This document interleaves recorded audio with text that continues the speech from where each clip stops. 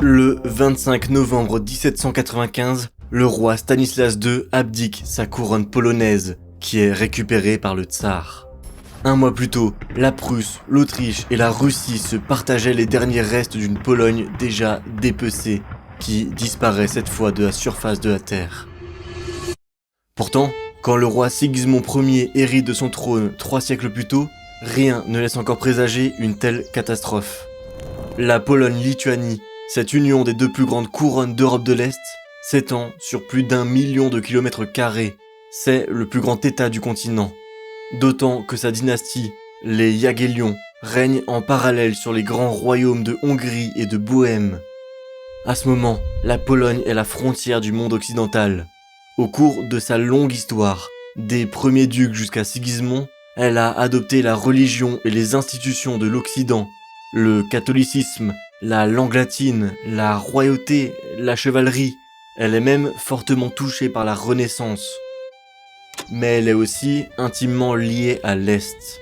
Elle reste peuplée par des Slaves, dont beaucoup, notamment au sud et en Lituanie, sont rutènes. Ils parlent les ancêtres de l'ukrainien et du biélorusse et restent orthodoxes. Surtout, la Pologne est un royaume à part. Ici, le pouvoir est plus que partout ailleurs entre les mains de l'aristocratie. Elle est une république des nobles. Ce sont eux qui, organisés en assemblée, votent l'impôt, la guerre et les lois. Ici, rien ne peut être fait sans l'accord de la noblesse. Pourtant, lorsque Sigismond arrive au pouvoir 3 siècles avant sa chute, la Pologne-Lituanie n'a même pas encore connu son âge d'or.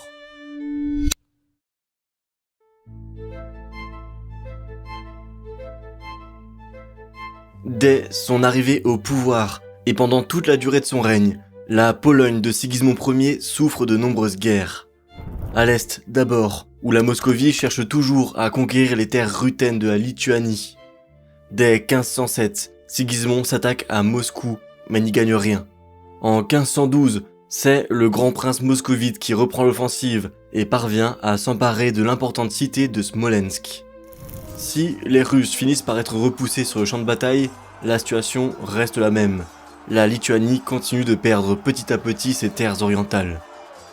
Au sud, un ennemi autrement plus puissant menace toujours, l'Empire ottoman.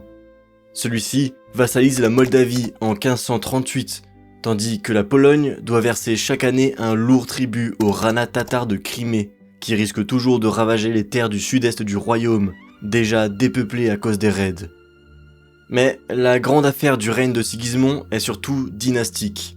C'est la question des couronnes de Bohême et de Hongrie, sur lesquelles règne son frère, Vladislav. Cette affaire intéresse tout particulièrement les Habsbourg, qui ont de forts liens avec ces couronnes depuis longtemps et qui, bien sûr, voudraient mettre la main dessus.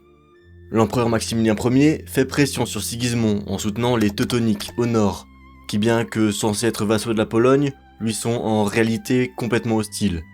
Pire, l'empereur cherche à mettre sur pied une coalition regroupant non seulement lui-même et les Teutoniques, mais aussi le Danemark, la Saxe et Moscou. Pour se libérer de cette emprise, Sigismond convainc son frère de marier ses enfants avec les petits-enfants de Maximilien Ier, en échange de quoi celui-ci devrait abandonner ses projets de coalition et son influence sur les Teutoniques. Tout ça aboutit au traité de Vienne en 1515, où l'on reconnaît les droits des Habsbourg sur les couronnes en cas d'extinction des Jagellons tchéco-hongrois. Vladislav meurt l'année suivante. Le pouvoir revient alors à son fils unique, Louis II. De son côté, l'empereur meurt en 1519. Lui succède Charles Quint, et avec lui, l'avènement d'un immense empire sous la coupe des Habsbourg. Celui-ci ne compte pas abandonner son influence sur les Teutoniques. Sa menace pèsera sur la Pologne pendant tout le règne de Sigismond. C'est pour ça qu'elle signe une alliance avec la France en 1524, mais qui ne mène à rien. Pire, en 1526, les Habsbourg poussent Louis II à s'attaquer aux Ottomans. Son armée est écrasée à Mohacs, et le roi y perd la vie. Son neveu mort, c'est normalement à Sigismond que devraient revenir les couronnes de Bohême et de Hongrie, mais il aurait dû affronter Charles Quint pour les récupérer, chose évidemment impensable. C'est donc le frère de l'empereur et archiduc d'Autriche, Ferdinand Ier, qui s'en empare. Se déchaîne alors la guerre en Hongrie entre Habsbourg et prétendants au trône soutenus par les Ottomans. Réaliste, Sigismond signe en 1533, 3 ans avant la France, un traité d'amitié avec les Turcs, assurant pour un siècle la paix à sa frontière sud. Les Jagiellons viennent de perdre, en quelques années, 2 de leurs 4 couronnes. Sigismond se rassure malgré tout avec la soumission des Teutoniques. Effectivement, en 1525, le grand maître de l'ordre, Albert de Brandebourg, se convertit au protestantisme sur conseil de Martin Luther. Il sécularise alors la Prusse ducale, qui devient un duché et le premier état protestant d'Europe. Mis au banc de l'Empire, il ne reste au nouveau duc qu'un seul soutien, la Pologne. Ainsi, il se rend à Cracovie où il s'agenouille devant Sigismond en présence d'une grande foule. Enfin, la Pologne parvient à soumettre pour de bon cette si turbulente Prusse teutonique. Toutes ces entreprises diplomatiques et militaires ont été dirigées par Sigismond et son proche conseil. Il est un roi étonnamment autoritaire pour la Pologne. Comme l'écrit l'historien Daniel Beauvois, même si la Diète avait le pouvoir d'élaborer des lois, il restait maître de promulguer des édits et de convoquer la Diète. Il établissait les points à inscrire au débat, présidait à la clôture des sessions et proclamait les décisions prises après leur avoir accordé son sceau.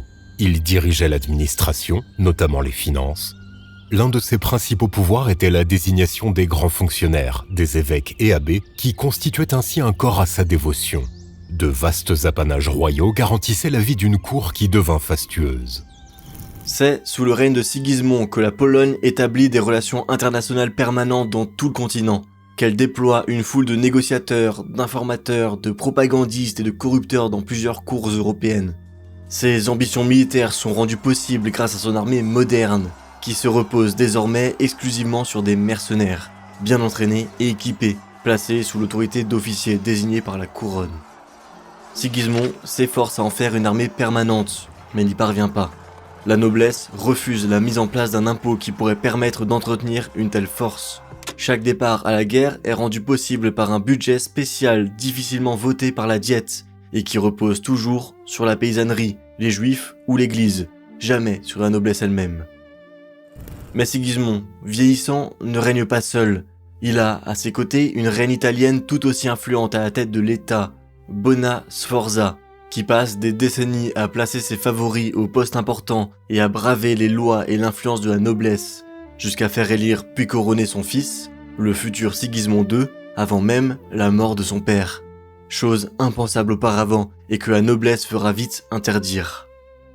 Cette autorité, rare pour des souverains polonais, allait bientôt mener à la naissance d'un nouvel État géant à l'est de l'Europe. En 1537, Sigismond promulgue un décret de levée en masse pour envoyer la noblesse se battre en Moldavie. Enfin, officiellement. Officieusement, le but est surtout de briser la résistance de cette même noblesse au projet de la reine d'intégrer la Mazovie, la région de Varsovie, dans son domaine personnel. Ça ne se passe pas très bien, et la noblesse réunie refuse d'obéir et se révolte, commençant à piller les régions alentours avant de se disperser. L'événement est rapidement moqué par la haute aristocratie qui lui donne le sobriquet peu reluisant de guerre du poulet, parce que les seules victimes de celui-ci auraient été les poulets de la région, mangés par les nobles révoltés. Tout ça pour dire que le roi et la reine auraient mieux fait de garder leur projet secret, par exemple en utilisant Inkoni, le sponsor de cet épisode. Je vous en avais parlé il y a quelques mois déjà, parce que j'arrêtais pas de me faire spam sur mes boîtes mail et sur mon numéro de téléphone, ce qui était franchement insupportable. Et c'est souvent la faute de courtiers en données, des entreprises qui ont pour seul objectif de récolter vos données et de les revendre. Depuis, ces derniers mois, j'ai utilisé Inkoni qui m'a aidé à faire supprimer toutes ces données en 2 clics, ce que j'aurais pu faire par moi-même, mais ça m'aurait pris des heures. Et ils ont fait supprimer mes données privées chez 193 courtiers et continuent de faire régulièrement des demandes de suppression. Et en vrai, depuis, les appels téléphoniques se sont un peu calmés. Et c'est aussi assez important parce que ça permet de reprendre un peu le contrôle sur ces informations personnelles pour qu'elles circulent moins, limiter le risque qu'elles soient détenues par des entreprises qui subissent des fuites de données et donc d'éviter des problèmes plus graves comme de l'usurpation d'identité ou des tentatives d'arnaque. J'ai eu pour vous une belle réduction de 60% sur votre abonnement annuel qui vous permet de protéger votre nom et jusqu'à 3 adresses mail et physiques. Pour en profiter, vous avez juste à passer par le lien en description ou le QR code à l'écran. Bref, merci encore à Inkoni de financer régulièrement des épisodes et on peut en revenir à l'histoire polonaise.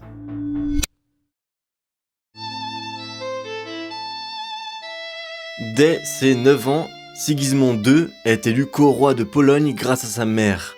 Celle-ci exerce une forte influence sur l'État entre Sigismond Ier, devenu trop vieux pour régner correctement, et Sigismond II, trop jeune. Le vieux roi, encouragé par ses conseillers, envoie son fils diriger la Lituanie, un bon moyen de l'éloigner de sa mère et du trône de Pologne, juste au cas où. Là-bas, il se rapproche beaucoup de la haute aristocratie, des magnats, ce qu'on appellerait aujourd'hui des oligarques. Il tombe d'ailleurs amoureux de la fille de son chancelier, la belle Barbara Radziwiłł, qu'il épouse secrètement.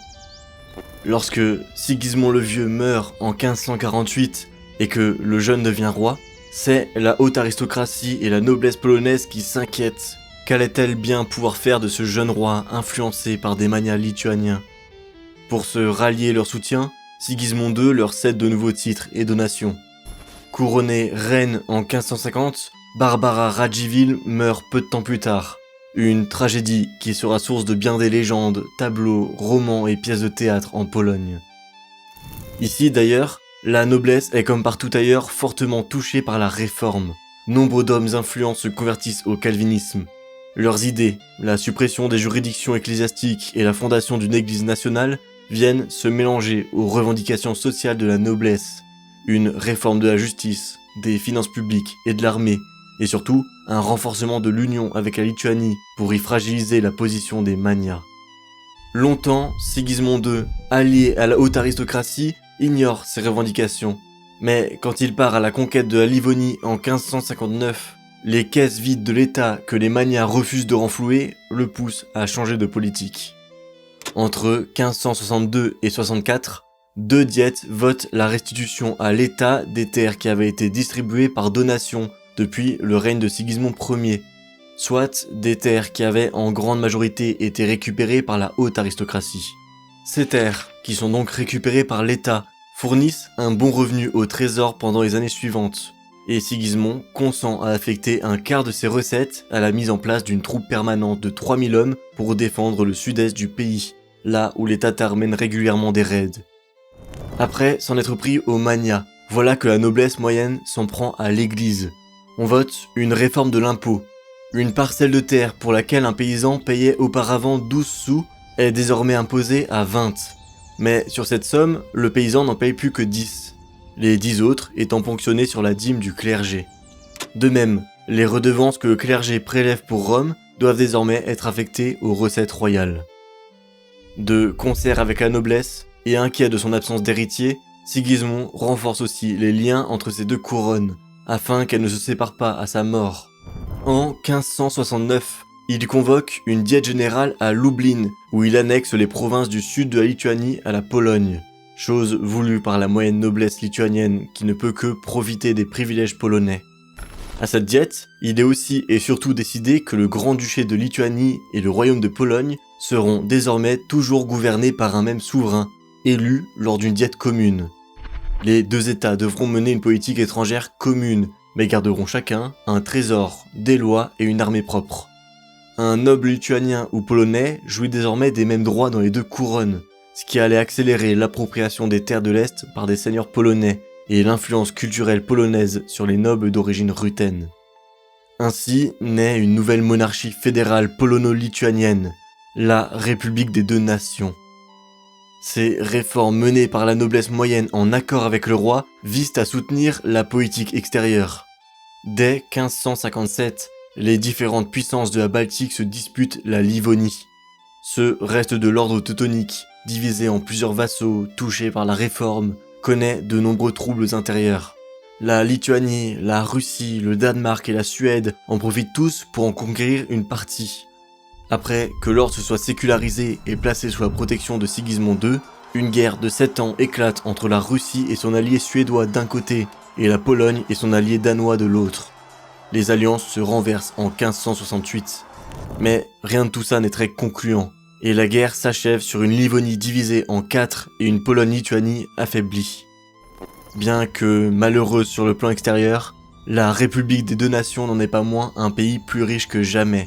Elle connaît son siècle d'or sous le règne des deux Sigismond.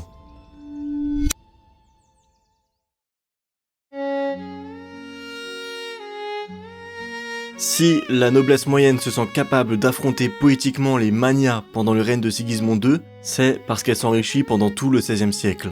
Certes, la Pologne ne connaît pas la prospérité des cités italiennes ou de l'Espagne, mais elle voit ses récoltes devenir de plus en plus abondantes.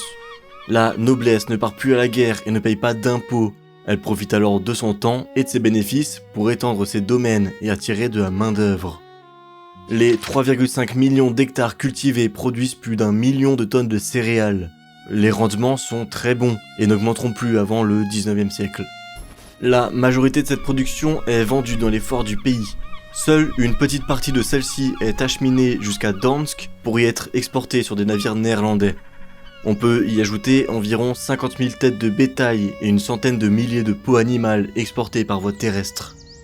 L'afflux d'or venu des Amériques, l'essor démographique et l'urbanisation multiplient le prix des céréales par 5.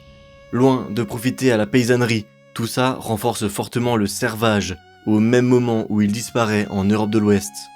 C'est d'autant plus le cas dans les terres de l'Est et du Sud où les populations ruthènes et orthodoxes sont traitées sans égard. Si la corvée n'était que d'une journée de travail par semaine en 1520, elle passe déjà à 3 en 1550. Le paysan se retrouve à travailler pour un maître et ne peut bientôt plus toucher de revenus qui lui sont propres.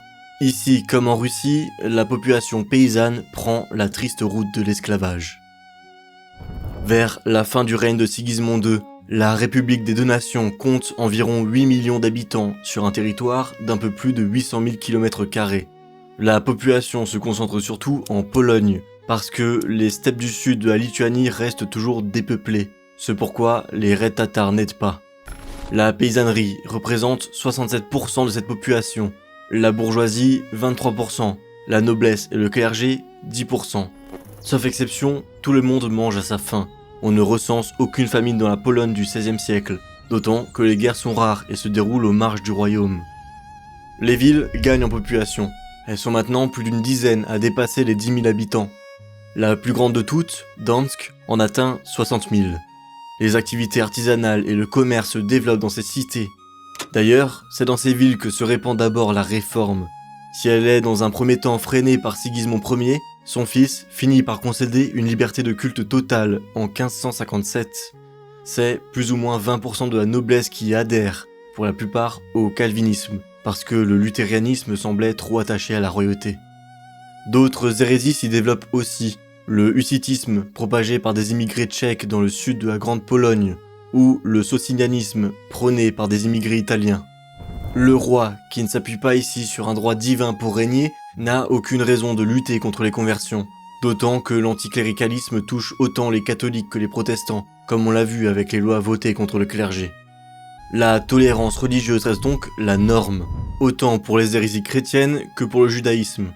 La Pologne apparaît comme une oasis de paix religieuse, quand au même moment on massacre les protestants à Paris. L'éducation se répand pour la noblesse et comprend désormais un enseignement secondaire préparant à l'université, domaine particulièrement poussé par les réformés.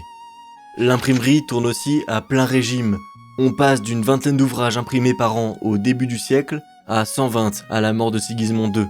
C'est dans ces années qu'on rédige les premières bibles en polonais, la première grammaire en polonais et le premier dictionnaire latin-polonais. En Lituanie, en plus du latin et du polonais, on imprime aussi en ruthène, l'ancêtre du biélorusse et de l'ukrainien.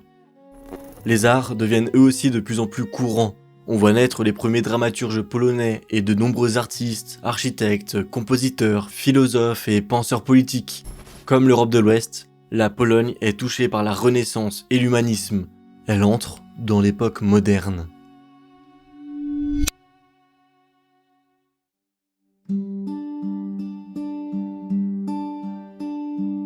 Sigismond II meurt en 1572 sans héritier. Pour la première fois, la Diète se doit d'élire librement un nouveau souverain. Mais pour ça, encore faut-il décider comment tenir cette élection. Quelles règles doivent s'appliquer? C'est une Diète réunie à Varsovie qui fixe tout ça. On décrète qu'à la mort d'un roi, ce sera à l'archevêque de Gniezno de tenir le rôle de régent et de convoquer une Diète électorale où tous les nobles présents pourront voter pour le candidat de leur choix. On y décrète également l'égalité et la liberté de religion pour toutes les confessions et l'interdiction des guerres de religion dans le pays. Ces nouvelles règles électorales sont compilées sous le nom de Confédération de Varsovie. Ainsi, la diète électorale convoquée en 1573 réunit plus de 40 000 nobles et offre le trône au candidat le plus inattendu, Henri de Valois, le frère du roi de France. Il faut croire que cette candidature a tout particulièrement plu aux nobles polonais parce qu'ils s'imaginent pouvoir obtenir facilement de nouvelles concessions de la part d'un étranger lointain, contrairement à s'ils avaient élu un Habsbourg, un Suédois ou un Russe. En échange de son élection, Henri de Valois doit reconnaître ce qu'on appelle les articles henriciens. L'historien Jerzy Lukowski les cite ainsi.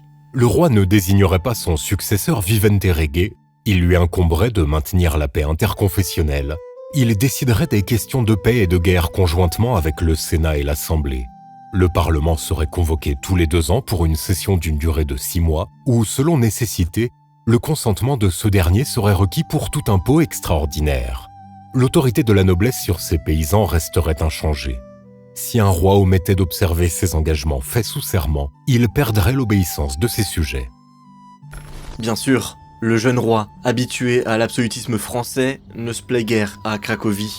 Lorsqu'il apprend la mort de son frère, il s'enfuit aussitôt à Paris pour s'y faire couronner sous le nom d'Henri III. Et voilà qu'il faut tout reprendre à zéro. Encore une fois, la diète convoquée en 1575 refuse d'offrir la couronne aux candidats Habsbourg ou russes et leur préfère un prince moins influent, le voïvode de Transylvanie Stéphane Báthory, qui épouse bientôt Anna Jagellon, la sœur de Sigismond II. Le roi ne tarde pas à partir en guerre, d'abord contre Dansk, qui refuse de reconnaître son élection, puis contre la Russie. Depuis toujours excellent chef de guerre, il ne tarde pas à s'emparer de Polotsk et à récupérer une partie de la Livonie. Il laisse la gestion de la politique intérieure à son chancelier.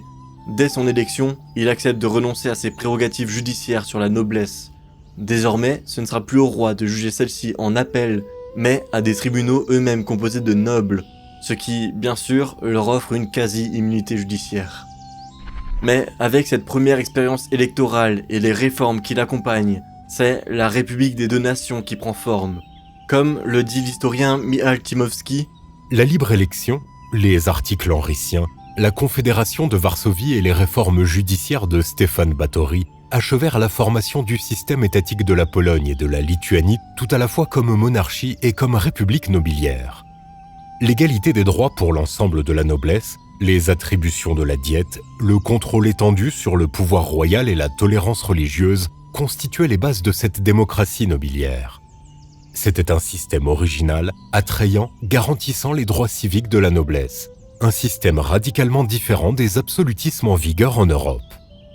Malgré tout, cette nouvelle forme d'État n'allait pas tarder à se dégrader et à montrer ses faiblesses, source de bien des problèmes par la suite.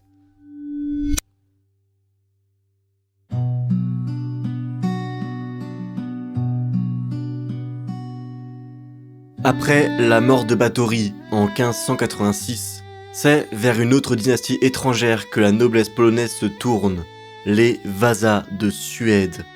Mais cette fois, l'élection n'est pas simple et la noblesse se partage en 2 camps, celui de Sigismond Wasa, neveu de Sigismond II, et celui de l'archiduc d'Autriche Maximilien III.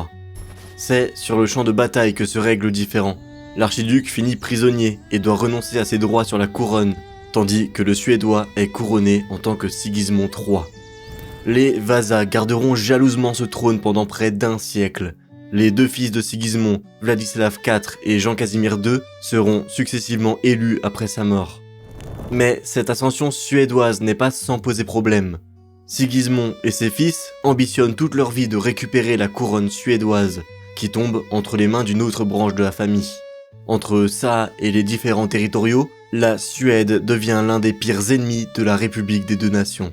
Or, personne ne souhaite avoir la Suède comme ennemie à cette époque.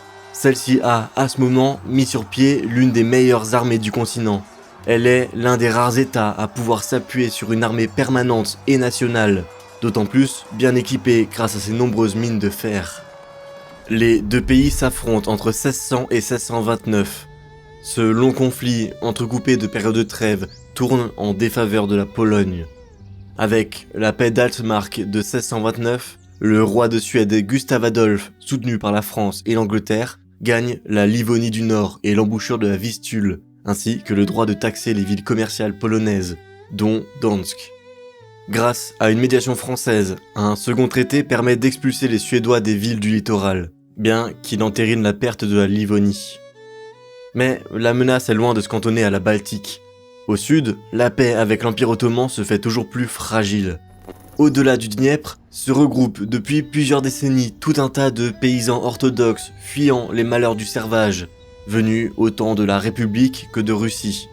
Ceux-ci se regroupent, s'organisent eux-mêmes, élisent leur chef, leur ataman, et se perfectionnent dans l'art du combat à cheval pour lutter contre les Turcs et les Tatars. Ils n'hésitent pas à piller les terres dépendantes de la Sublime Porte et vont jusqu'à s'en prendre à de grandes cités comme Trébizonde. Depuis quelque temps déjà, les rois de Pologne engagent certains de ces cavaliers, les Cosaques Zaporog, soit pour servir dans l'armée, soit pour défendre la frontière sud-est, ce qui irrite tout particulièrement les Turcs. Si bien qu'en 1619, lorsque des troupes polonaises parties porter secours aux Habsbourg s'en prennent au prince de Transylvanie, qui est en train d'assiéger Vienne, le sultan brise la paix pour le défendre. Il lève une grande armée et marche vers le nord, où les Polonais et leurs alliés cosaques sont écrasés une première fois en 1620. C'est seulement une fois l'hiver passé et après avoir mobilisé près de 40 000 cavaliers, dont de nombreux cosaques, que les hommes de la République parviennent à repousser les Turcs à Otyn. La paix, signée en 1621, rétablit le statu quo. Mais d'autres tensions réapparaissent en 1633 et on frôle encore une fois la guerre. C'est la conjoncture internationale, notamment en Russie et à la frontière est de l'Empire ottoman, qui permet de l'éviter. Et justement, la Russie, c'est le troisième grand front des vasas polonais, le seul à leur réussir. La Moscovie connaît, après la mort d'Ivan le Terrible en 1584, de graves troubles internes. Sigismond III et certains magnats polonais cherchent à en profiter et engagent une campagne pour soutenir un prétendant au trône moscovite en 1604. Celui-ci entre dans Moscou l'année suivante, mais règne moins d'un an avant d'être assassiné par les boïards. Cette première expérience est loin de décourager les Polonais. Il se trouve un autre prétendant à soutenir en 1608 et lutte pendant plusieurs années en Russie. Ils y capturent même le tsar, qui est ramené avec ses frères à Varsovie, tandis que les troupes polonaises entrent dans Moscou. Sigismond III réclame la couronne russe, mais aussi la conversion du pays au catholicisme, chose évidemment impensable et d'autant plus délétère que les boïards étaient prêts à offrir la couronne à son fils Vladislav, à condition que celui-ci se convertisse à l'orthodoxie. La garnison polonaise finit par être chassée de Moscou en 1612, tandis que le premier des Romanov entre au Kremlin. Mais la République des deux nations ne sort pas bredouille de toute cette aventure. Elle y gagne Smolensk et Tchernigov. Conquête confirmée par un second conflit entre 1632 et 1634. Si la politique extérieure des vasas est plus qu'agitée, celle de l'intérieur ne l'est pas moins. Elle est particulièrement marquée par un renforcement du pouvoir des magnats et un déclin de l'influence royale. Entre le fanatisme religieux de Sigismond III, qui menace la paix religieuse, et ses nombreuses ambitions extérieures, la noblesse se montre particulièrement mécontente, et elle s'inquiète des hypothétiques visées absolutistes du souverain. En 1605 éclate une fronde qui dure 3 ans et doit être écrasée militairement par les troupes royales. Pour calmer le jeu, le roi est forcé d'accorder une amnistie totale aux révoltés et de jurer à nouveau son respect envers les articles henriciens. De fait, la République nobiliaire ne souffre d'aucun renforcement du pouvoir royal. Peu à peu, le roi perd même le droit d'anoblir et de lever des troupes sans l'accord de la Diète. Le point le plus inquiétant est l'absence presque totale d'une armée royale forte. Certains magnats peuvent se targuer d'avoir à leur service autant d'hommes que le roi, qui n'en entretient que 4000 à son service en 1650. Les règnes des vasas voient aussi le pays connaître un certain ralentissement économique, la faute à l'afflux d'or venu des Amériques qui provoque une inflation monstre. Les céréales deviennent de moins en moins rentables, ce qui encourage les nobles à renforcer sévèrement le servage. Désormais, les corvées deviennent presque quotidiennes et la vie paysanne de plus en plus misérable. C'est aussi cette situation catastrophique et ce développement de l'esclavage dans la République et en Russie qui pousse la paysannerie orthodoxe à rejoindre les Cosaques. La population qui connaît la plus forte croissance est alors la population juive, autant par le biais de l'immigration que par sa natalité élevée. Elle passe de 3 à 5% de la démographie en un siècle. Interdite de posséder des terres, elle se rabat sur les activités artisanales et commerciales que la noblesse polonaise refuse de toute façon de mener puisque jugée méprisable. La tolérance religieuse est aussi de plus en plus menacée. Sous l'influence de ces rois très catholiques et des jésuites, la noblesse se reconvertit massivement. Les temples protestants sont détruits, ainsi que les temples, académies et imprimeries des Sociniens. Les nobles lituaniens, autrefois fortement influencés par la religion orthodoxe et la culture ruthène, se polonisent massivement, suffisamment pour qu'en 1697, la Diète supprime dans l'administration toute trace de la langue ruthène. Le protestantisme ne se maintient qu'à de rares endroits, dans les riches villes de la Baltique et en Lituanie, sous la protection de quelques manias réfractaires, comme les Radziwiłł. Au même moment où l'Europe de l'Ouest tourne la page des guerres de religion, la République fait un pas en arrière. Mais rien de tout ça ne laisse encore présager le cataclysme qu'elle s'apprête à affronter.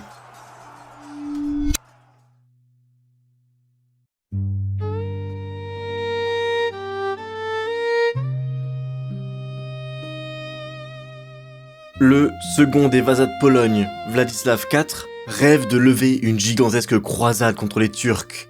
Fort de l'appui français, vénitien, papal et moscovite, il parvient à faire accepter celle-ci par la Diète. Pour le roi, ce sera alors aux Cosaques de fournir le gros des troupes, et il leur fait de nombreuses promesses en cachette pour ça.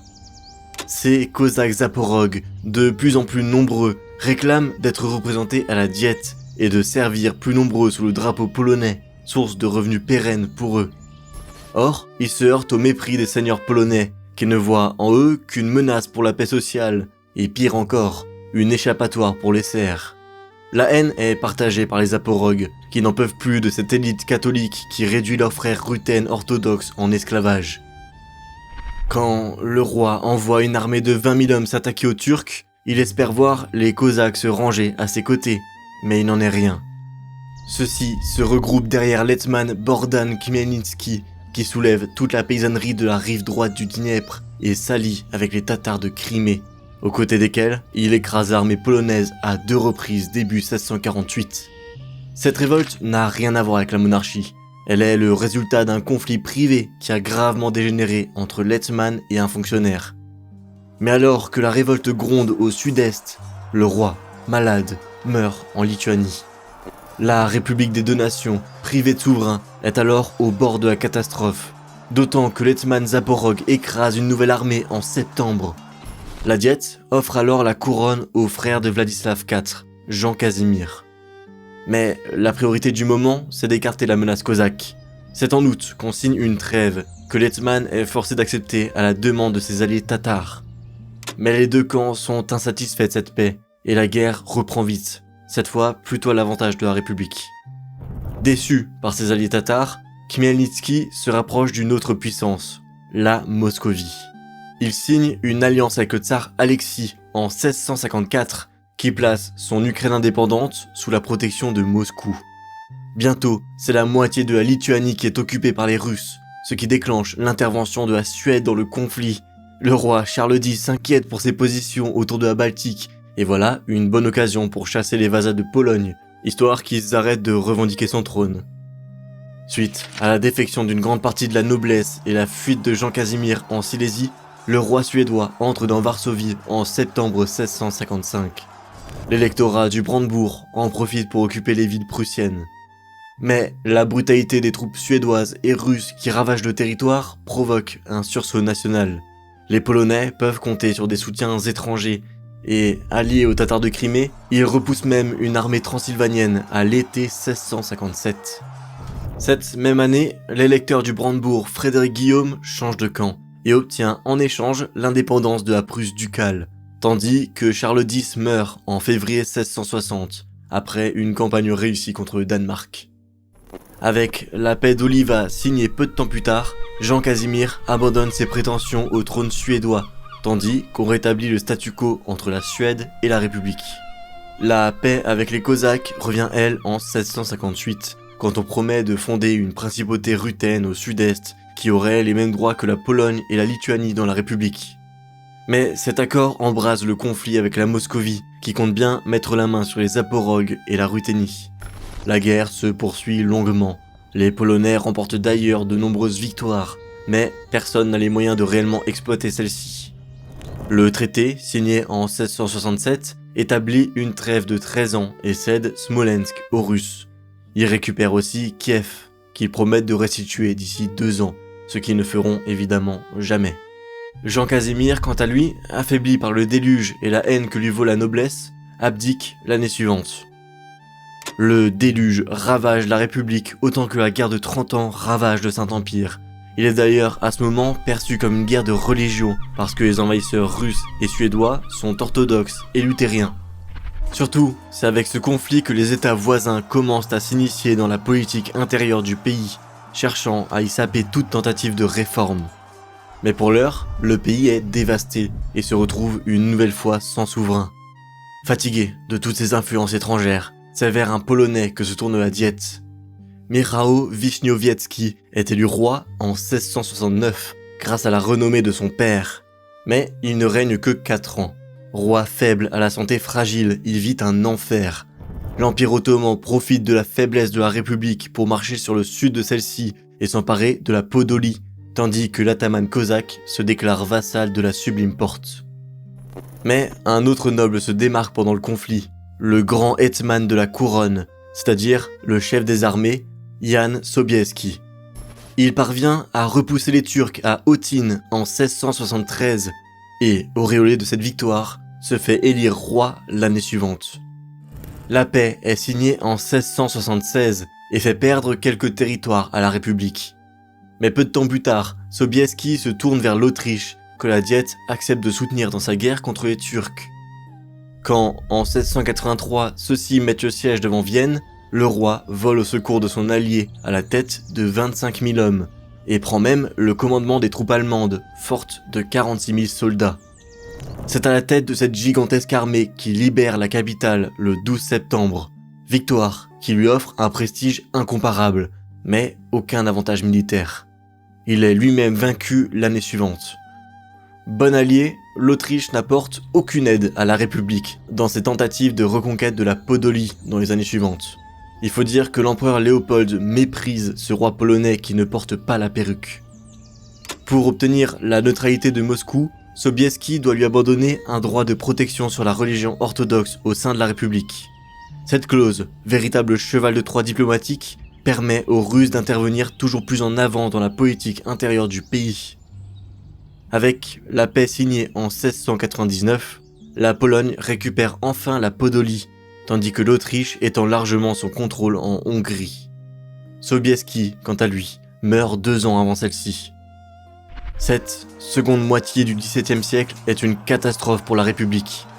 Elle passe de 990 000 km² en 1634 à un peu plus de 700 000 en 1699, de 11 millions d'habitants à 8 millions. L'économie est brisée, les terres sont dépeuplées et les rendements agricoles au plus bas. Le servage est poussé au maximum pour compenser les pertes. Le prix des céréales s'effondre. On doit transformer les invendus en alcool que les paysans sont forcés d'acheter en quantité obligatoire dans des auberges généralement tenues par des juifs. Juifs eux-mêmes victimes de nombreux procès alors que l'antisémitisme se répand de plus en plus dans la société. La Diète non plus ne tourne pas bien. Le liberum veto commence à être utilisé de plus en plus régulièrement. Ce veto permet à n'importe quel député de dissoudre l'Assemblée immédiatement et de faire abandonner toutes les discussions et décisions prises jusque-là. Entre 1652 et 1699, la Diète est dissoute 15 fois sur 44, et la tendance n'ira qu'à la hausse par la suite.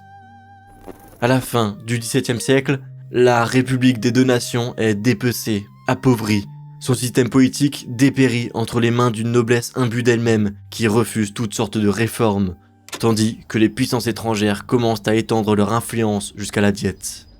La Pologne entre dans le siècle le plus sombre de son histoire.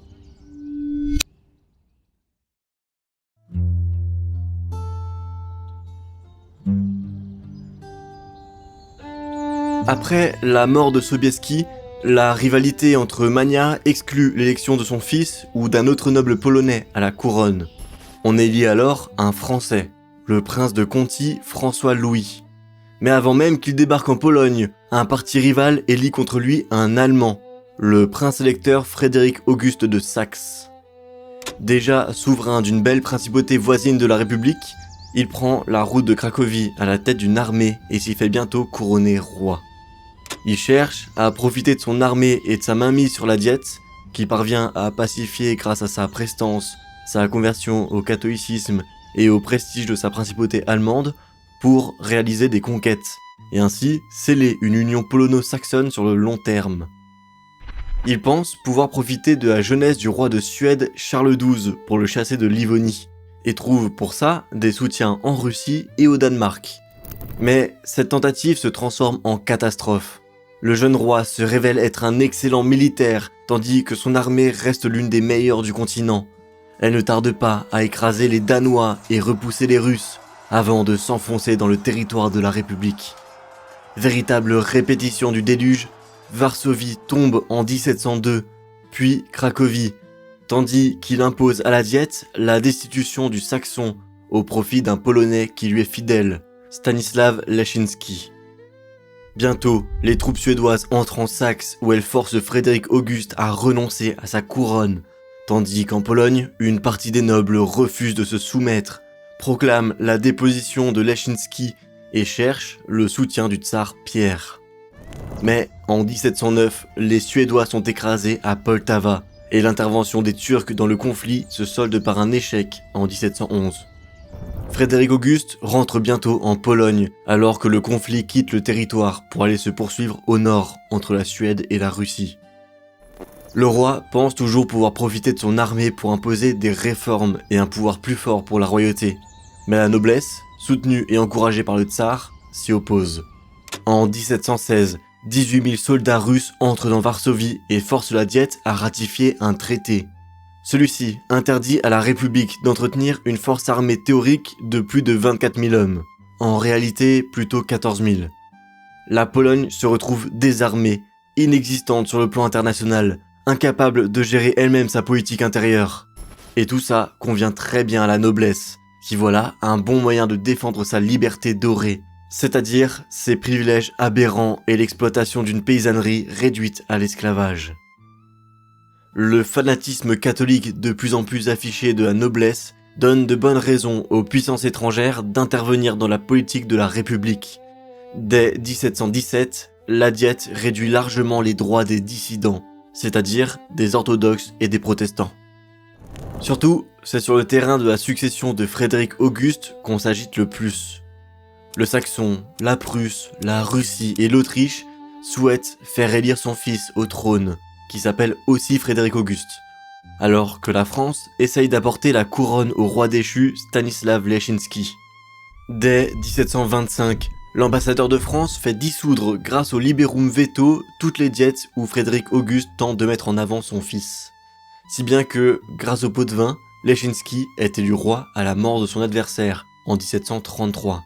Mais, en parallèle, une seconde assemblée élit Frédéric Auguste, le fils du précédent, sous la protection de troupes russes, autrichiennes et saxonnes. S'ensuit la guerre de succession de Pologne, qui n'est qu'un prétexte français pour s'en prendre à l'Autriche. Abandonné, Leszczyński rentre régner jusqu'à sa mort sur la Lorraine. De son côté, le nouveau roi saxon, couronné sous le nom d'Auguste III, règne 30 ans et ne change rien à la position polonaise. Ce n'est pas lui qui a été élu par les Russes et les Autrichiens qui va réaffirmer l'indépendance polonaise. Toute tentative de réforme est constamment enrayée par les puissances étrangères. Quand la Diète est sur le point d'adopter l'abandon du liberum veto et un renforcement du contrôle de l'État sur l'économie en 1744, la Prusse et la France font interrompre les débats. Si bien que sous Auguste III, aucune diète n'arrive à son terme. Elles sont toutes dissoutes par le liberum veto. La République n'a plus aucune marge de manœuvre diplomatique. Elle est condamnée à la neutralité. Au temps des rois saxons, son armée ridicule est 11 fois moins importante que celle de la Prusse, 17 fois moins que celle de l'Autriche et 28 fois moins que celle de la Russie. Elle devient un lieu de stationnement et de passage pour les armées étrangères. Autrichiens, Russes, Prussiens et Suédois vont même jusqu'à se battre sur son sol dans des guerres où elle ne participe pas. La Pologne subit toutes les guerres du siècle, de la guerre de succession d'Autriche à la guerre de 7 ans, alors même qu'elle n'en est pas belligérante. La noblesse est convaincue que la Pologne est trop faible pour inquiéter ses voisins, et donc trop faible pour être attaquée. Et de toute façon, elle se convainc que jamais les Russes, les Autrichiens et les Prussiens pourraient laisser l'un d'entre eux manger une partie de la République sans réagir. D'autant que la noblesse s'enrichit abondamment grâce à la reprise de l'agriculture et l'augmentation du prix des céréales. Elle se fait construire de somptueux palais et agrandit ses domaines. Mais la transformation des excédents invendus en alcool et la vente forcée de celui-ci à la paysannerie y développe une épidémie d'alcoolisme généralisé, dont rend responsables les juifs parce qu'ils tiennent les auberges. La noblesse se convertit au mode de vie français, se fait construire des jardins à la française, parle le français, écrit en français, adopte la perruque, l'habit, les correspondances entre aristocrates et les conversations de salon. Elle commence aussi, petit à petit à partir des années 1760, à être pénétrée par les idées des Lumières. Finalement, quand Auguste III meurt en 1763, toute la noblesse rejette la dynastie saxonne. En majorité, on pense élire roi un jeune noble polonais, Stanisław August Poniatowski, qui est lié à toute l'aristocratie, et bon à tout a été l'amant de la tsarine Catherine II. Soutenu par les troupes russes, il est couronné l'année suivante. Les 2 premières années de son règne sont marquées par quelques réformes qui remettent de l'ordre dans la monnaie, créent des ébauches de ministères, les débuts d'une police. Mais les voisins ne voient pas d'un bon œil tout ça. En 1766, la Prusse et la Russie menacent la République d'une intervention militaire si le Liberum Veto est remis en question. Si bien qu'en octobre 1766, la Diète doit reconnaître la Russie garante officielle des droits cardinaux, dont le Liberum Veto fait partie. Mécontents, les opposants du roi se soulèvent et forment une confédération à Bar. Leur hostilité se dirige contre les orthodoxes, leur protectrice russe et le roi. Ces confédérés ne reçoivent aucun soutien de la part de la paysannerie qu'ils réduisent en esclavage depuis des décennies. Toute la rive droite du Dniepr se soulève et on y massacre 20 000 nobles polonais et bon nombre de juifs, vus comme leurs complices. Les confédérés capturés par l'armée russe sont souvent déportés en Sibérie, ce qui provoque un fort émoi dans la République et en Europe de l'Ouest. La France envoie des subsides à ceux-ci et encourage l'Empire ottoman à partir en guerre contre la tsarine. Si bien qu'en 1772, Catherine II change de cap. Et si, plutôt que d'intervenir dans la politique intérieure polonaise, visiblement hostile et trop tendue sur le plan international, elle n'annexait pas tout simplement ses terres orthodoxes.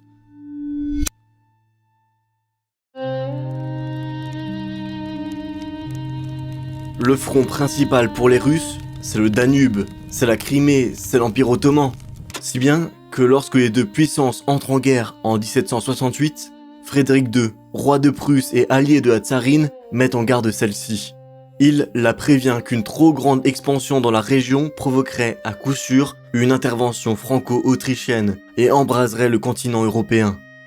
En réalité, ni la France ni l'Autriche n'a les moyens de déclarer une telle guerre, et Frédéric II le sait. Ce qu'il veut, c'est que la Russie modère ses ambitions au sud, et en échange, se rembourse sur la Pologne. Mais, puisque personne n'accepterait qu'elle s'empare seule du gâteau, elle devrait le partager. Avec l'Autriche, bien sûr, mais surtout avec la Prusse. Le 5 août, après que l'Autriche ait annexé unilatéralement une partie des Carpates, les 3 pays s'entendent sur un partage. La Russie s'étend modérément contre les Turcs, mais récupère aussi une partie de la Pologne, tandis qu'en compensation de cette expansion, les Allemands s'emparent chacun d'une portion de la République. Une diète est convoquée à la demande des 3 puissances et approuve, sous la contrainte, le partage. La Pologne-Lituanie perd d'un coup un tiers de son territoire, 5 de ses 14 millions d'habitants. C'est la Prusse qui récupère le meilleur morceau, ni le plus grand ni le plus peuplé, mais assurément le plus riche, comprenant les villes commerciales du nord de la Pologne et l'embouchure de la Vistule. Les princes autrichiens s'en voudront toujours d'avoir laissé leur pire adversaire se renforcer si facilement. Étrangement, c'est suite à ce partage que la République se modernise. Les rentrées d'impôts deviennent plus régulières, l'éducation, réservée à la noblesse, échappe aux jésuites pour revenir à l'État. Les routes et l'industrie se développent, les premières grandes banques font leur apparition, les poids et mesures sont unifiés, la monnaie stabilisée. Mais il manque toujours à la Pologne-Lituanie une véritable armée, alors que celle-ci plafonne à 17 000 hommes. De même, sa diplomatie reste inexistante. Elle n'a aucun moyen d'assurer sa souveraineté. Elle reste aussi un pays arriéré. 70% de sa population est toujours composée de serfs. En Ukraine actuelle, le servage prend la forme d'un esclavage pur et simple, et on peine à donner naissance à une véritable classe bourgeoise ailleurs qu'à Varsovie et Dansk, seules grandes villes du pays du haut de leurs 100 000 et 40 000 habitants. Quoi qu'il en soit, c'est bien plus tard que l'expansion des Lumières dans le pays permet de lui rendre une véritable souveraineté. Alors que la Russie s'embourbe dans une longue guerre contre les Turcs en 1787, en Pologne, on saute sur l'occasion pour lever une diète confédérée, c'est-à-dire une diète où l'on peut passer les lois à la majorité des voix, alors qu'il faut habituellement l'unanimité pour ça. Mieux, ce type de diète exclut l'utilisation du liberum veto. Initiative d'une partie de la noblesse réformatrice, elle fait des miracles. Rapidement, elle vote l'expansion de l'armée à 60 000 hommes, supprime le Conseil permanent, un organisme de gouvernement qui avait été imposé par la Russie pour soumettre le roi. Plus incroyable encore, la noblesse se soumet d'elle-même à un impôt de 10% de ses revenus, et de 20% pour le clergé bien sûr. La révolution en France donne des ailes aux députés polonais.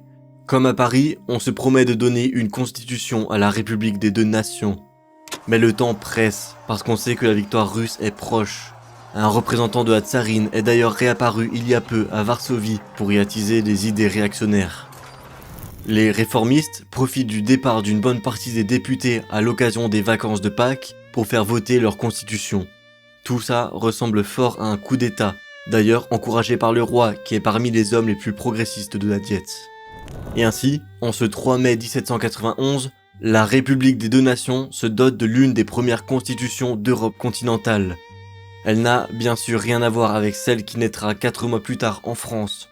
Elle est très marquée par la mentalité nobiliaire et renforce le pouvoir du roi au profit de la souveraineté nationale, là où la constitution française naît de la mentalité bourgeoise et en opposition directe à l'absolutisme. Paris et les Jacobins ne s'y trompent pas. Cette constitution, qui ignore entre autres le problème du servage, ne colle pas avec ses propres idéaux.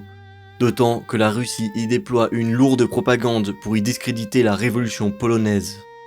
Catherine II vient de signer la paix avec les Ottomans en janvier 1792 et elle compte bien régler le problème polonais sans attendre. Sa propagande lui ouvre la voie d'une intervention militaire sans risque d'une réponse européenne. Dès mai 1792, l'armée russe entre en Pologne. Les maigres 37 000 troupes de la République ne peuvent s'y opposer. Pour l'heure, il semble qu'elle ne cherche qu'à rétablir son protectorat sur le pays. Mais la Prusse la force bientôt à changer de politique. Début 1793, les Prussiens s'emparent de la Grande Pologne et de Dansk. Si bien qu'avec un traité signé le 23 janvier de la même année, la Russie récupère 250 000 km² de la République et la Prusse 58 000. La Pologne, qui est réduite à un maigre territoire de 212 000 km², doit ratifier ces deux annexions. Les patriotes polonais, galvanisés par la résistance française à l'ouest, décrètent l'insurrection au nom de la liberté, de l'intégrité et de l'indépendance le 24 mars 1794. Ils se regroupent derrière un militaire reconnu, Tadeusz Kościuszko, qui prend le titre de chef suprême, tandis qu'à Varsovie, on chante la Marseillaise en polonais. Le dictateur remporte un premier succès militaire à Ratowitz en avril, puis élargit la levée de masse aux serfs, jusqu'ici exclus. Mais sa proclamation n'est que peu diffusée, et surtout, elle n'abolit pas le servage et n'a donc que peu d'impact. L'armée, trop jeune et dispersée, ne peut résister à une intervention prussienne en mai. Cracovie tombe bientôt, suivi par Wilno et Varsovie. Au sud, les Autrichiens, refusant d'être exclus de ce troisième partage, se jettent sur les régions frontalières. En octobre 1795, après avoir failli s'affronter les uns les autres, la Russie, la Prusse et l'Autriche s'accordent sur un tracé des frontières et sur la disparition de la République. Stanisław Auguste, dernier roi de Pologne, abdique le 25 novembre 1795. La Pologne meurt à cet instant et elle devra attendre un siècle avant de pouvoir renaître de ses cendres. Mais ça, on le verra dans le prochain épisode. Merci à tous d'avoir regardé. Comme toujours, un abonnement, un j'aime et un partage restent les meilleurs moyens de me soutenir. Au passage, merci à Inconi d'avoir financé cet épisode. N'oubliez pas que vous pouvez profiter de 60% de réduction sur votre abonnement grâce à mon lien en description. D'ailleurs, je précise que cet épisode est une suite. J'avais sorti il y a quelque temps une vidéo qui raconte la naissance de la Pologne. Je vous l'affiche à l'écran si ça vous intéresse d'aller plus loin. Et cela dit, on se retrouve bientôt pour un nouvel épisode d'histoire.